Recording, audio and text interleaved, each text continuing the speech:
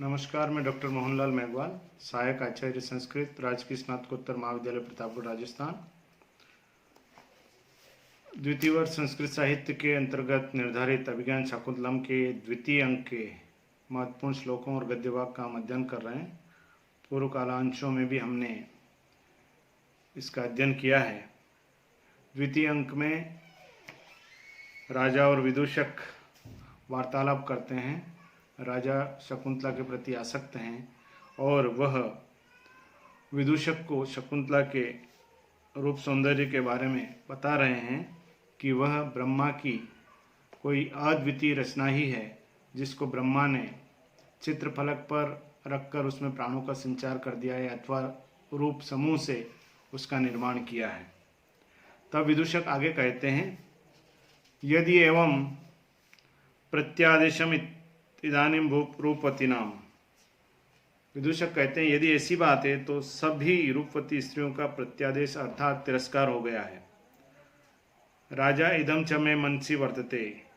राजा, मेरे मन में तो यह बात है।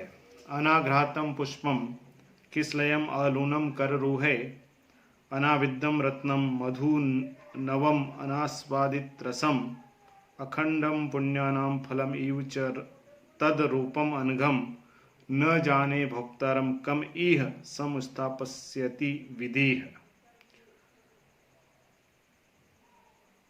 इस श्लोक में राजा शकुंतला के निर्दोष सौंदर्य का वर्णन करते हुए कह रहे हैं, अनाघ्रातम पुष्पम। शकुंतला का जो सौंदर्य है वह ऐसा है जैसे अनाघ्रातम पुष्पम, न सूंघे गए पुष्प के समान। कर रूहे अलूनम किसलयम, नाखूनों से न काटे गए नवीन कौपल या पल्लव के समान। अनाविद्यम रत्नम, न बेंधे गए रत्न के समान।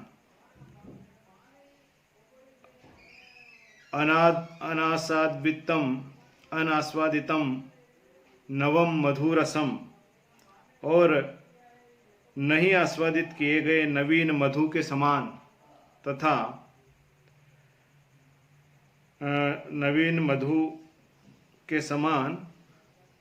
अखंडम पुण्यानाम फलम इव तद अनघम रूपम,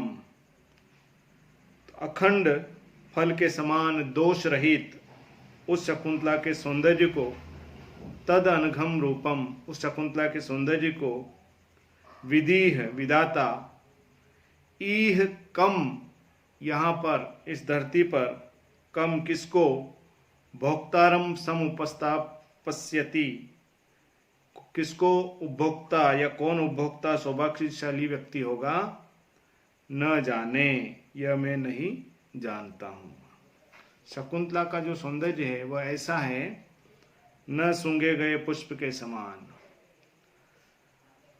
कर रूहे अलूनम किसलयम, और नाखूनों से न काटे गए नवीन कौपल या पल्लव के समान। अनाविद्यम रत्नम, न बेंधे गए रत्न के समान। अनास्वादितम नवम मधु रसम, आस्वादित नहीं किए गए नवीन मधु के समान। तथा अखंडम पुण्यानाम फलम इव, अखंड पुण्यों के फल के समान। अनघम तद्रूपम, निर्दोष उस शकुंतला के सौंदर्य का,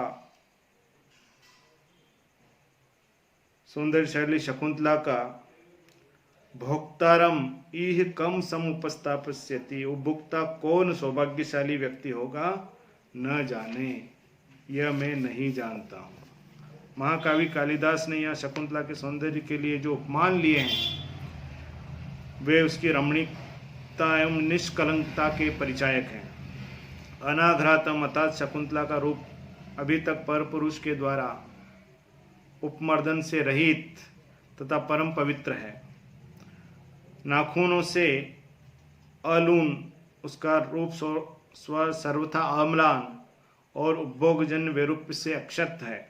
अनाविद्य है अर्थात किसी के द्वारा दूषित या भुक्त नहीं है। ताजे शहद की तरह अद्यावधि किसी से किसी ने उसका आस्वादन नहीं किया है और सारे सत्कर्मों का अभिलषणीय पवित्र फल जैसा है, उसका उपभोग करने वाला कोई पुण्यशाली व्यक्ति होगा, यह व्यंजित हो रहा है।